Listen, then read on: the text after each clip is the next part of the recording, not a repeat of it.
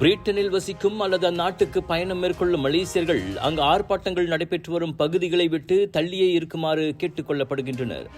July 29 Southport நகரில் கத்திக்குத்து தாக்குதல் நிகழ்ந்ததை அடுத்து ஆங்காங்கே ஆர்ப்பாட்டங்கள் வெடித்துள்ளதால் வெளியுறவு அமைச்சு விஸ்மா புத்ரா அவ்வாறு அறிவுறுத்தியுள்ளது. அங்கிருக்கும் போது எந்நேரமும் கவனமாகவும் உள்ளூர் அதிகாரிகளின் ஆலோசனைகளையும் வழிகாட்டுதல்களையும் பின்பற்றி நடக்க வேண்டும்.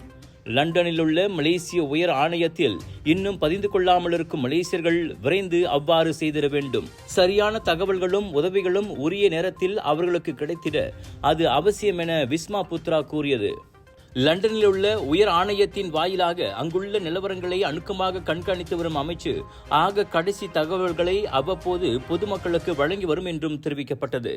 ஜூலை 29 பிரிட்டனின் சவுத்போர்ட் நகரில் நடைபெற்ற டெய்லர் ஸ்விஃப்ட் யோகா மற்றும் நடன பயிலரங்கில் கலந்து கொண்ட 3 சிறுமிகள் கத்தியால் குத்தி கொல்லப்பட்டனர். இதனால் சனிக்கிழமை பிரிட்டனின் பல்வேறு நகரங்களில் தீவிர வலச்சாரி ஆர்ப்பாட்டங்கள் வெடித்து அவை கலவரமாக மாறியுள்ளன. இதுவரை 90க்கும் மேற்பட்டோர் கைது செய்யப்பட்டுள்ளனர். கடந்த 14 ஆண்டுகளில் இல்லாத அளவுக்கு ரிங்கெட்டின் மதிப்பு தற்போது வலுவாக இருப்பதாக பிரதமர் கூறியிருக்கிறார். ஒற்றுமை அரசாங்கத்தின் சிறந்த கொள்கை மற்றும் கூட்டாக நாட்டை மேம்படுத்தும் முயற்சியின் பலனே அதுவென டத்துஸ்ரீ அன்வார் இப்ராஹிம் பெருமிதம் தெரிவித்தார். பாதாள வீழ்ச்சியை நோக்கி செல்வதாக எதிர்க்கட்சிகள் குற்றம் சாட்டுகின்ற அதே ரிங்கிட் தான் இந்த ஒற்றுமை அரசாங்கத்தின் கீழ் மீட்சியடைந்து வருகின்றது. ஆசியாவிலேயே வலுவான நாணயமாக ரிங்கிட் மாறியுள்ளது. அதற்கு காரணம் அன்வார் அல்ல, மாறாக ஒற்றுமை அரசாங்கத்தின் கொள்கையே என பிரதமர் சொன்னார். முதலீட்டாளர்களின் வருகையும் முன் எப்போதும் இல்லாத அளவுக்கு கணிசமான அளவில் இருக்கிறது.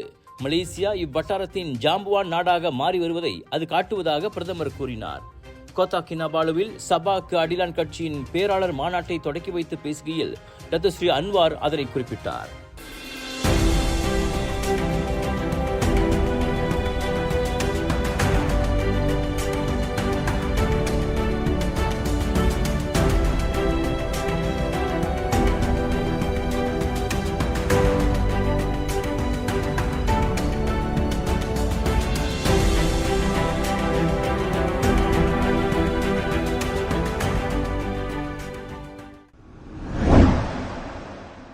காசா முனையில் இஸ்ரேலிய தாக்குதலில் காயமடைந்த பாலஸ்தீன மக்களை, குறிப்பாக பெண்களையும் சிறார்களையும் இந்நாட்டுக்கு கொண்டு வந்து சிகிச்சை அளிக்க மலேசியா விருப்பம் தெரிவித்துள்ளது.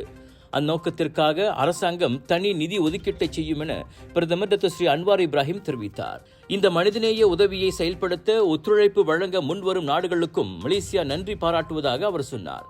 இவ்வேளையில் பாலஸ்தீனத்துக்கான மனிதநேய உதவிகள் சென்றடைவதை எளிதாக்க உதவுமாறு எகிப்திய அதிபர் அப்டெல் ஃபத்தா எல் சிசியை தாம் தொடர்பு கொண்டிருப்பதாகவும் டத்துஸ்ரீ அன்வார் கூறினார். இஸ்ரேல் பாலஸ்தீன விவகாரத்தில் மலேசியா யாரை ஆதரிக்க வேண்டும் என்ற மற்ற நாடுகளின் கருத்தை பற்றி எங்களுக்கு அக்கறை இல்லை.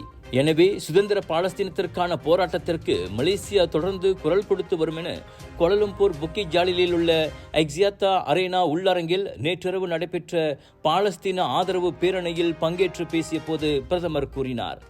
கடந்த புதனன்று ஹமாஸ் தலைவர் இஸ்மாயில் ஹனியே கொல்லப்பட்டது உள்ளிட்ட இஸ்ரேலிய படைகளின் கொடூரத்தை கண்டித்தும் நடத்தப்பட்ட கட்சி சாரா பேரணியில் 12,000க்கும் மேற்பட்டோர் கலந்து கொண்டனர்.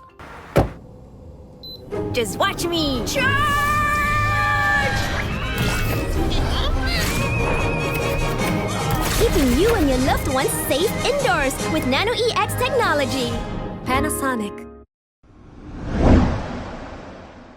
நேற்று பிற்பகல் சவுதி அரேபியாவின் ஜிட்டாவுக்கு பயணமான MAS விமானம் MH156 கோலாலம்பூர் அனைத்துலக விமான நிலையத்தின் முனையம் 1K திரும்பியதை மலேசிய பொது வான் போக்குவரத்து அதிகார தரப்பு CAAM உறுதிப்படுத்தியது. 250க்கும் மேற்பட்ட உம்ரா யாத்ரீகர்களை ஏற்றியிருந்த அவ்விமானம் தொழில்நுட்ப கோளாறு காரணமாக புறப்பட்ட இடத்திற்கே திரும்பியது. பாதுகாப்பு கருதி பயணத்தை தொடருவதில்லை என முடிவு செய்யப்பட்டதாக மலேசிய பொது வான் போக்குவரத்து அதிகார தரப்பு கூறியது. விமானத்திலிருந்த அனைத்து பயணிகளும் பணியாளர்களும் பாதுகாப்பாக இருப்பதாகவும் உறுதி செய்யப்பட்டது. அச்சம்பவம் குறித்த முழு அறிக்கைக்கு காத்திருப்பதாகவும் மலேசிய பொது வான் போக்குவரத்து அதிகார தரப்பு தெரிவித்தது. உம்ரா யாத்திரைக்காக 259 பேரை ஏற்றியிருந்த MAS விமானம் KLIA-விலிருந்து புறப்பட்ட 2 மணி நேரத்தில் மீண்டும் அங்கேயே திரும்பியதாக முன்னதாக ஊடகங்கள் செய்தி வெளியிட்டிருந்தன. நிலவின் ஈர்ப்பு விசையால் பூமியிலுள்ள கடல்களில் அலைகள் உருவாகின்றன. நிலவின் சுழற்சி அடிப்படையிலேயே நமது நாள்காட்டியும் வடிவமைக்கப்பட்டுள்ளது. பூமியில் உயிர்கள் உருவாக அல்லது வாழ தேவையான சூழ்நிலைகளுக்கு நிலவே காரணமாக இருப்பதாக ஆய்வுகள் காட்டுகின்றன. எனினும் பூமியை விட்டு நிலவு மெல்ல விலகிச் செல்லும் அதிர்ச்சி தகவலை விஸ்கான்சின் மெடிசன் பல்கலைக்கழக ஆராய்ச்சியாளர்கள் வெளியிட்டுள்ளனர். பூமியை விட்டு நிலவு ஆண்டுக்கு 3.8 சென்டிமீட்டர் விலகிச் சென்று கொண்டிருக்கிறது. நிலவின் விலகலால் பூமியின் சுழற்சி பாதிக்கப்படுவதாக கூறப்படுகிறது. நிலவு நமது பூமியிலிருந்து விலகிச் செல்லும் போது பூமி சுழலும் வேகம் வெகுவாக குறையும். பூமி சுழலும் வேகம் குறையும் போது தற்போது 24 மணி நேரமாக இருக்கும் அதன் ஒரு நாளின் நீளம் மெல்ல அதிகரித்து 25 மணி நேரத்தை எட்டும் என கூறப்படுகிறது. எனினும் அந்த மாற்றம் சுமார் 200 மில்லியன் ஆண்டுகளுக்கு பிறகே நிகழும் என விஞ்ஞானிகள் கூறுகின்றனர். சுமார் 1.4 பில்லியன் ஆண்டுகளுக்கு முன்பு பூமி அதிவேகமாக சுழன்றதால் ஒரு நாளின் சுழற்சி 18 மணி நேரமாக இருந்ததாக கூறப்படுவதும் குறிப்பிடத்தக்கது. நெகிரி செம்பிலான் கமன்சேவில் நன்கு அறிமுகமான 2 ஆடவர்களுக்கிடையில் வேலை தொடர்பில் ஏற்பட்ட கருத்து வேறுபாடு வெட்டுக்குத்தில் முடிந்துள்ளது. ஆயர் கூனிங் ஸ்லாத்தானில் உள்ள வீட்டில் அதிகாலை 3:30 மணிக்கு அச்சம்பவம் நிகழ்ந்தது. பாராங்கத்தியால் சரமாரியாக வெட்டப்பட்டதில் 45 வயது ஆடவர் படுகாயமடைந்தார். அவரின் தோள்பட்டை, வயிறு, முதுகு, கால்களில் ரத்தம் குட்டியது.